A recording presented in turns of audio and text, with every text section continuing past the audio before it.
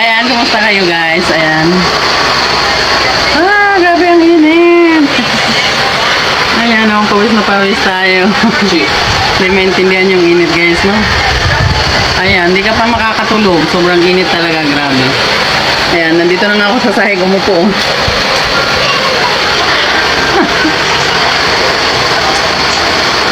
Buti, hindi naman ako napano, hindi ako natutulog na. Hindi kasi kaya guys. Ayan, super init kasi talaga. Hindi ko malaman kung ang gagawin. Ang maganda gagawin talaga nito, bumili ng aircon. Yun. Ayan, may mag-i-sponsor ba dyan guys ng aircon? Ayan, para magka-aircon na ako at makatulog ng mahimbing. Ayan, sana all mag-i-sponsor ng aircon, no? Ay, nako. Sino kaya yung maswerte na mag-i-sponsor sa akin? Wow! Pasasalamatan ko talaga, guys. Para makatulog ako ng mahimbing kasi super init talaga. Grabe. Ayan. Hindi mo na may tsura ko, guys. Hindi pa ako nakakatulog simula kanina. Ganyan naman yung pawis mo, oh. Oh? Basa? Oh. Grabe talaga, sobrang init ko. Kaya talaga itong ganito lagi. Basang-basa yung buhok ko sa pawis. Ayan. Grabe. Pati nga mga aso guys, hindi rin mapakaligawan ng super init talaga. Hindi mo kaya talaga, grabe. Kung matulog ka man, ayan, pagising mo, basa din yung likod mo ng pawis. So, parang magkakasakit ka din ng pneumonia. Ayan. So, pag nandito ka lang naman, nakaupo ka lang, ayan, ang mga pawis mo, tulong. Grabe talagang pawis kaya hindi siya swerte ngayon ng mga taong may aircon kasi kahit pa paano, ayan, nakaka-relax sila. Tulad sa amin na wala pa namang aircon, ayan, naku, grabe talagang init, ayan. Sacrifice kasi hindi ka makatulog tapos papasok ka ng panggabi. Ganun.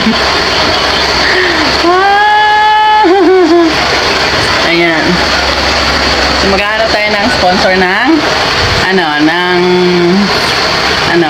aircon, no? Sino yun? Supervisor siguro ng tao na yun. Kung it's true talaga na mag-sponsor ng aircon. Ayan. Yes! Ayan. For today's video, ayan, sponsor ng aircon. Kasi grabe na, ayan si Mochi, oh. Kawawang-kawawa si Mochi, oh. Oh, wawang-wawa Mochi, oh. Oh. Grabe. Pati mga aso guys, ayan, hirap na hirap talaga sila, grabe. Sabagay, tayo nga, tao nga hirap na hirap, no? Ayan, no? Yung pawis, grabe. Ay, naku. Ang hirap ng buhay. May parusahan yung sarili sa init. Grabe siya. Ayan. So, nililibang ko na lang yung sarili ko guys kasi para after this is maligo na ako. Ayan. Pati likod ko guys, sobrang basa talaga. Basa sa pawis. Ayan, no? Anda. Kahit nakaupo na lang talaga ako guys. Ayan, grabe talagang pawis. Kasi grabe yung init. Pumapasok talaga dito guys sa loob yung init. Sobra-sobra. Ayan, so tayong magagawa dyan kasi gano'n na talaga yan. Ayan, super init talaga ngayon. So, ang gagawin na lang po natin is maligo. Ayan, maligo lang talaga tayo. Yun lang talaga ang pang natin dyan sa init. Ayun.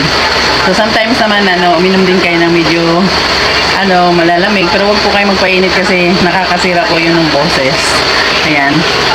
So, for example, bibili kayo, ayan, soft drinks, ayan, wag po palagi kasi nga, masama din sa katawan po yun. Ayan.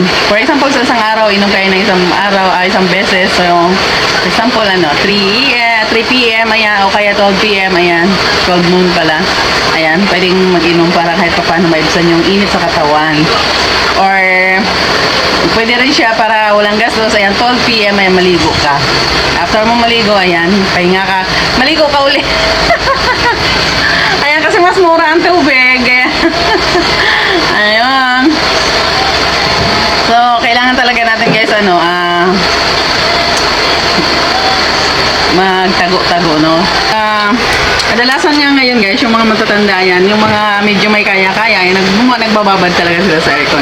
Pero yung mga medyo hirap sa buhay, ang katulad namin, ayan, talagang kadalasan ng mga matatanda nagkaka-heat stroke, ayan. Kadalasan sa Quezon Province, marami pang nangyayaring ganun kasi doon din is sobra-sobra din talaga ang init doon. Tapos ang mga bahay doon hindi naman ganun na mataas, so hindi naman po up and down, ayan. So flat lang po siya, ayan. So yung init guys, dire-diretso po talaga pag nandun ka sa loob ng bahay, ayan. Hindi katulad dito sa amin guys na up and down siya. So yung init, unang init guys, doon lang muna sa taas siya. So bago siya bababa dito, ayan, na talaga siya, as in medyo kalmado pa yung init na ibababa dito. Pero kung ang bahay mo guys is yung lang, dapa lang siya, yan, talagang dediretso po sa sa inyo yung init gawa ng isang bubong lang. Ayan, mas nakakalamang din po kung second floor yung bahay mo kasi nga dalawa yung magiging bubong dahil mayroon pang isang bubong, ayan, may kisame pa, tapos mayroon pang yung second floor bago pa bababa sa'yo dito sa baba. Pero mainit pa rin siya guys kasi nga yung singaw, ayan, walang lalabasan. Katulad dito sa amin sa bahay namin guys, ayan, close kasi siya. So sabi ko sa mga anak ko, yung mga bintana buksan kasi para makalabas yung init. Ayan, hindi naman nila binubuksan. So kaya ang init talaga, sobrang init na mararamdaman mo talaga dito sa loob ng bahay. Ayan. So makikita nyo guys, ayan yung buhok ko, basa siya. Hindi yan basa na dahil naligo ako, hindi po. Basa ng pawis yan. Ayan o, tingnan mo yung liig ko guys. O, ayan, basa po yung mga buhok ko. Gawa ng init. Ayan, so ayan nga guys, hindi pa ako naghiga niyan. Pag once na humiga ako dyan guys, ayan, yung likod mo, pag nakatap na doon sa sa higaan, pawis ka na kaagad. So grabe talaga. Yung mararamdaman mo, pag gising mo, parang ka nagkasakit kasi pawis na pawis yung likod mo.